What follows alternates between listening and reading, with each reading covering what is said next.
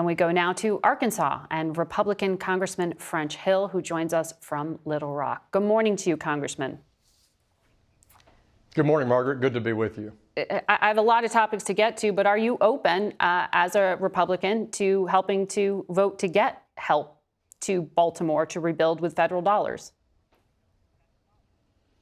Well, we had a serious collapse of the Interstate 40 bridge over the Mississippi River in Memphis, and so I'm completely supportive of states working with the federal government to get the bridge back up and open as soon as possible. Naturally, there's a role for insurance, private settlement with the companies and parties responsible, and then the traditional federal-state split for infrastructure programs. So whatever it takes to get it done in the right way and get the bridge back functioning for the people of Baltimore.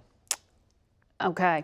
Some of your Freedom Caucus colleagues have been some skeptical, which is why I asked for that. I want to get to some of the things that are coming up potentially for vote and for expiration. I know you sit on the Intelligence Committee and must be aware of not just this law enforcement bulletin warning of domestic terror threats, but also the concern of retaliation by Iran for a strike Israel recently conducted. A key surveillance tool, 702, will expire April 19th. Are you confident Congress will authorize it in the coming days? I am confident that we will have support for renewing the authorization for the use of 702, which is a critical element. I've seen in intimate detail the vital role that 702 surveillance plays in keeping America safe. I think Congress will come together and will reauthorize its use, but that's also going to be part of 50 reforms in how the FISA court, the Foreign Intelligence Surveillance Court, and how the Act operates. And it'll be the first serious reforms in probably some 20 years. And these are 50 bipartisan reforms and reforms that I believe have the full support of House Republicans. And this will come up, I imagine, before we see any vote on Ukraine aid. Do you have any commitment from Speaker Johnson as to a date, a timeline for moving aid that I know you support? Margaret, I believe that Speaker Johnson will bring up support for the supplemental appropriations for Ukraine, for Taiwan, for Israel, immediately after completing the work on FISA and FISA's extension. That deadline of April 19th makes it a priority for the first few days that we're back. But Ukraine remains a priority, as does our support for Israel and Taiwan. And yes, I believe he's fully committed to bringing it up to the floor immediately thereafter. And I think that's critical, as it should have been passed months ago.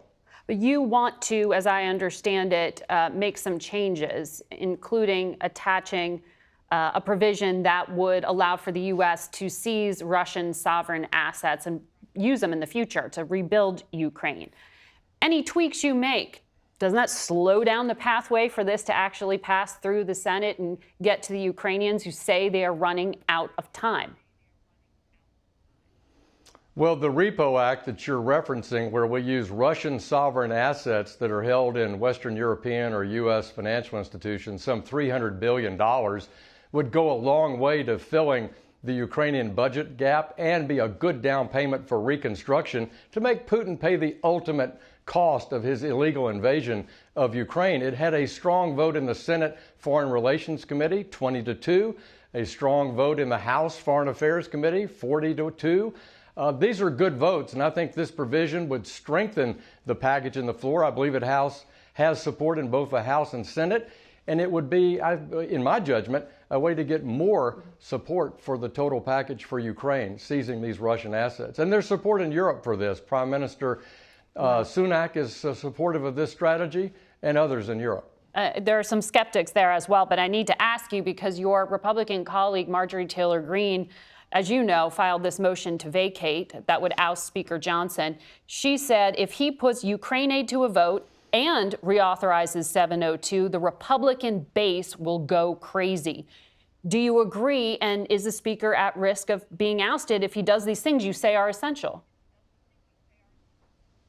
Well, I don't share the view that Americans, including Republican voters, that believe that Putin should win in Ukraine. I think overwhelmingly Americans and Republican primary voters believe that Putin should be defeated in Ukraine. As I've said before, we should draw the line on authoritarian dictators, particularly permanent members of the Security Council, invading neighboring countries. And I believe both Democratic, Independent, and Republican voters support defeating Putin, backing Ukraine, and having a resolution here. It's not in America's economic, diplomatic, or military interest for Putin to be successful in Europe or in the Far East. All right. Congressman Hill will watch for those actions.